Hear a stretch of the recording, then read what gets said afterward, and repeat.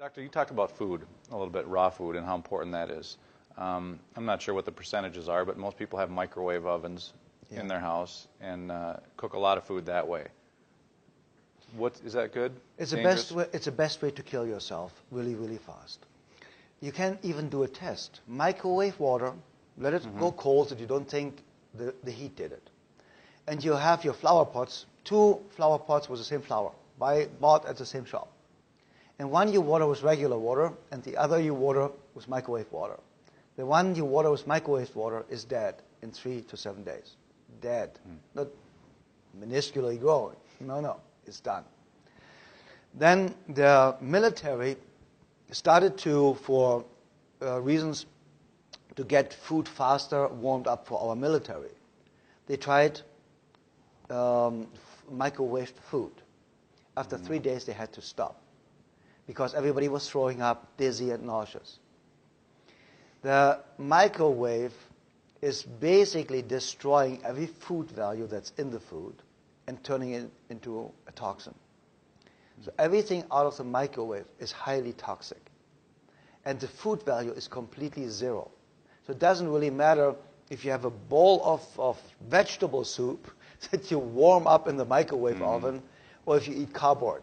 It makes no difference because the food value is not there anymore and it also becomes toxic. And the microwave oven is, it's convenient, and I have to admit sometimes if I'm on a run, I reheat my coffee in a microwave oven, and I know it's bad. But we are just humans. And I still think, Scott, if we do 70% right, we can do 30% wrong without doing major harm to us. But we also need to really make sure that we are really listening to our instinct. That's why my system is called the instinct-based medicine system. Because I believe our instinct is always right. I believe our instinct is God talking to us, or our soul, or the universe, or nature, however you want to call this energy, it does not really matter. And when we start listening to our instincts and we feel, I don't feel right. Something is wrong. Just believe me. You have the feeling, I don't feel right, something is wrong. And this is where we need to start listening again. So if something is wrong, start researching. What did I do? What did I eat yesterday? Might it be just something that upset my stomach yesterday? Should I just eat, I don't even know really, in Germany you have Zwieback. It's kind of like, you give it to babies. It's this hard kind of like very crispy kind of a bread. And you have babies bite on it when they go teeth and stuff like that. I don't really know the English word for it. But it's kind of like Melba toast. Okay. So you eat this for one day, and you find out, do I get better? Do I feel better? Because it cleanses out your colon.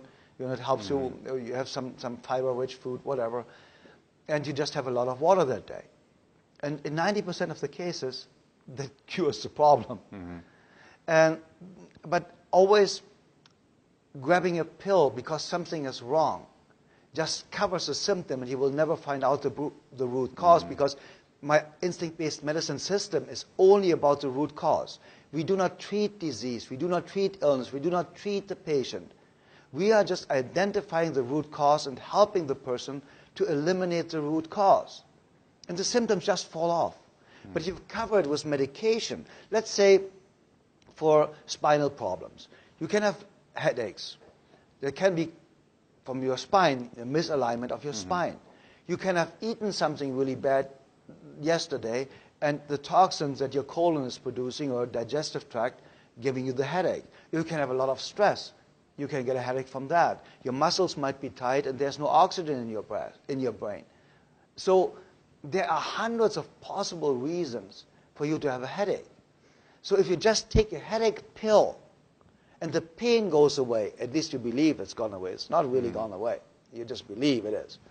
It just covers the information flow. It breaks the information flow from your nervous system to your brain, telling you there is pain. That's all it does. It doesn't get rid of the pain. But now you will never really research where did it come from. What food shouldn't I eat? What food do I eat? Every single time I eat this, I get a stomach ache, or I get a headache, or I get dizzy. We never get there because the medication covers the symptoms. So we think we are cured. It's like people say cancer patients are in remission after treatment. No, they're not. they are dead to 90%, and no body function is there any longer. So the cancer doesn't grow at the moment, and the good stuff doesn't grow at the moment. So there's no healthy cell replacement, but there is, of course, no replacement of or growth of the cancer cells, because the treatment killed the entire body to a point where you barely survive. That's why it says on the chemotherapy side effects, death as a side effect.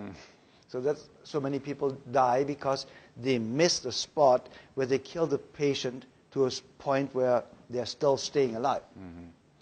And the microwave oven actually is one of the tools making us feel full, making us feel we ate, but an hour later we are hungry again because we did not get nutrition. We stuffed our stomach. And now we are creating possibly diabetes, because our pancreas has to produce all these digestive enzymes now for us to be able to digest the dead food, because now there are no living enzymes in the food any longer. Even if you have the vegetable soup, you just put into the microwave oven.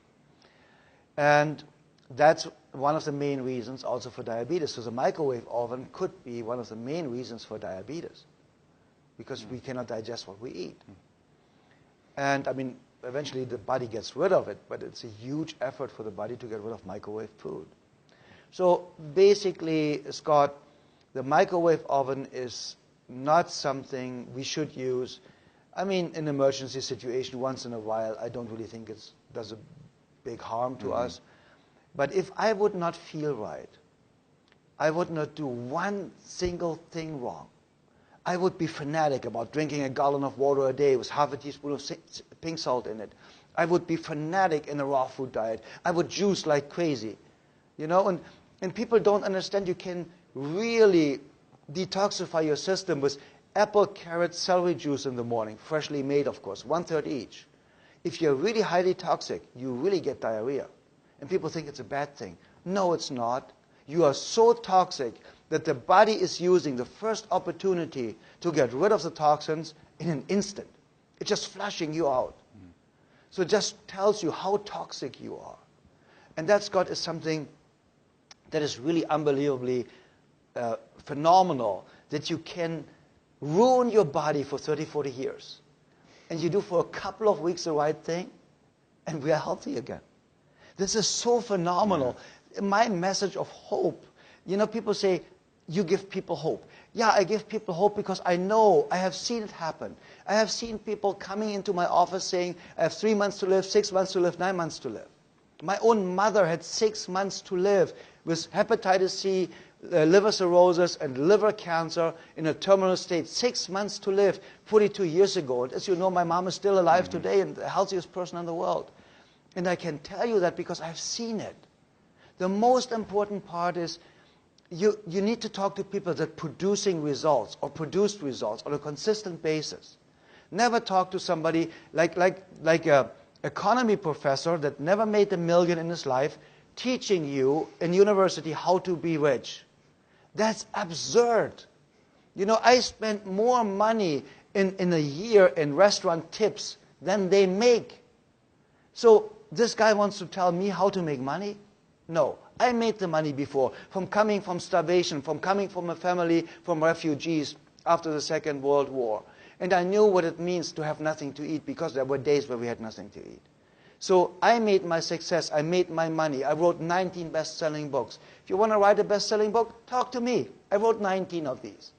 I have worked with over 66,000 patients.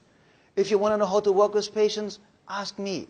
So the point is, talk to people who did it. Talk to a patient who was sick and got healthy. Talk to somebody that weighed 400 pounds and now is slim and skinny and fit and healthy and strong. That's the person you talk to. Not a doctor whose lifespan statistically is the shortest of all professions. The doctor has a lifespan, an average of 56 years of age, the highest abuse rate of alcohol, the highest abuse rate of drugs, and the highest rate of suicide. This is a person you want to ask how to be fit, healthy, and strong for the next 140 years? No. You ask somebody who is doing it. You go to somebody that's 100 years old and plays soccer with his great-great-grandchildren, and you say, how in the world did you do that?